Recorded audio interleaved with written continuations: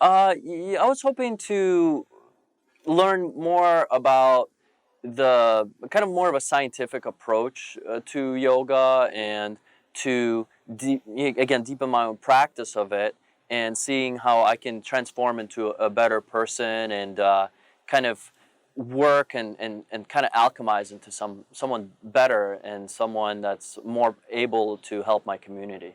I've learned a lot about myself. I've learned a lot about yoga, and the main thing is I've learned. I think the main lesson that I've learned is the deeper I get in this practice, that doesn't mean I have to get out of society or drop what I'm doing, or become a hermit. I think that's the main thing. Is basically, okay, you're learning these really powerful techniques and powerful tools, but what use are those techniques and tools if you're not applying those to become a better person, a more proactive person, a more of a conscious contributor to the world?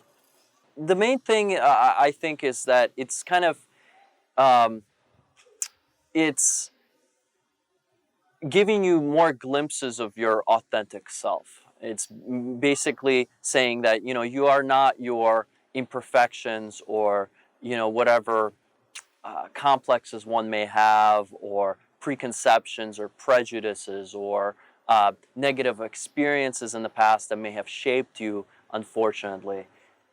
You are something different from that, different from what the ego uh, basically demands and screams that you are, and puts you in a certain kind of box.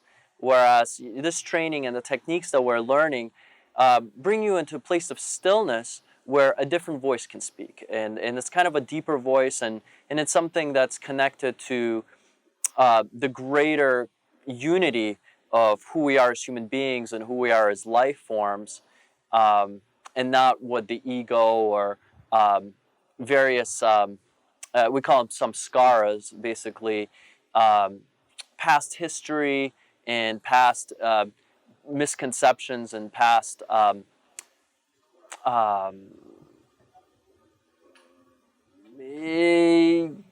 guess, your past history.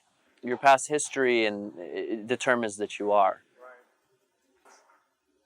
I would say that the main advice I would give is to, when you're about to leave, in the days leading up to leaving, I would reflect very um, sincerely and very deeply on the life that you are briefly leaving, in that sense, because when you come back, you might not be quite the same person. You might not be quite in the same frame of mind. And that's natural. I mean, anytime you go to any yoga retreat, certainly you get that. And you feel, you're filled with like a new sense of purpose and a new sense of life. Zuna is different from other yoga retreats, destination retreats, because it really unveils a lot of misconceptions and your own illusions, and a lot of the lies that maybe you have fed yourself for many, many years.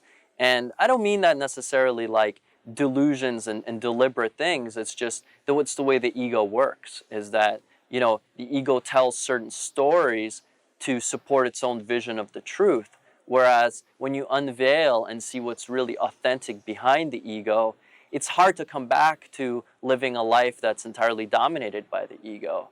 And, we have to be very clear that yoga, especially in the West, is often comes from a sense of ego and is a product of the ego. You see all these yoga classes that are so physically oriented, and, they're kind of a shrine to the beauty and capability of the human body alone, and they kind of pay lip service to the spiritual aspects of it. And there's like kind of a lot of new age mumbo jumbo that comes along with it. But Zuna, in my experience, is a totally different model, because it really looks at everything scientifically, and it takes away all the fluff. That basically, hey, we're gonna go really deep, and you're not gonna be the same person. Like, we're not gonna, like, you know destroy your prior person, but we're going to basically be taming the ego, and to make the ego an employee of the authentic self. That basically it restores the rightful chain of command that has been disturbed for so many years.